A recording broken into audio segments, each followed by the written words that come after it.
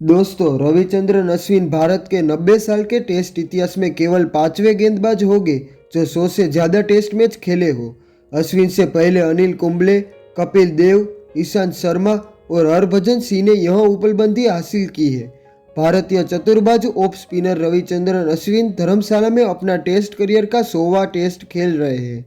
अश्विन यह मुकाम हासिल करने वाले दुनिया के 77वें खिलाड़ी बने। अश्विन से पहले 100 टेस्ट खेलने की उपलब्धि 13 भारतीय खिलाड़ी हासिल कर चुके हैं।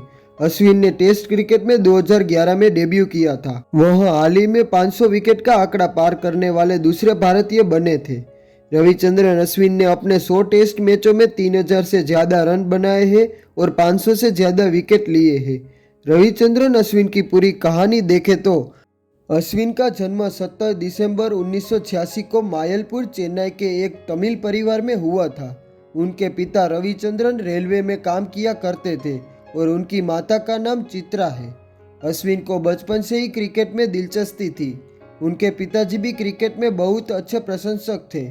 इसी कारण से वो अश्विन को क्रिकेटर बनाना चाहते थे और वह क्रिकेट के लिए अश्विन को प्रोत्साहित करते थे। 13 नवंबर 2011 को अश्विन ने अपनी बचपन की दोस्त प्रीति नारायण से शादी की और उनकी 2 बेटियां भी हैं, जिसका नाम अखीरा और आद्या है। रविचंद्रन अश्विन पढ़ाई लिखाई में भी अच्छे थे। उन्होंने 12th पास करके बीटेक की डिग्री हासिल की है।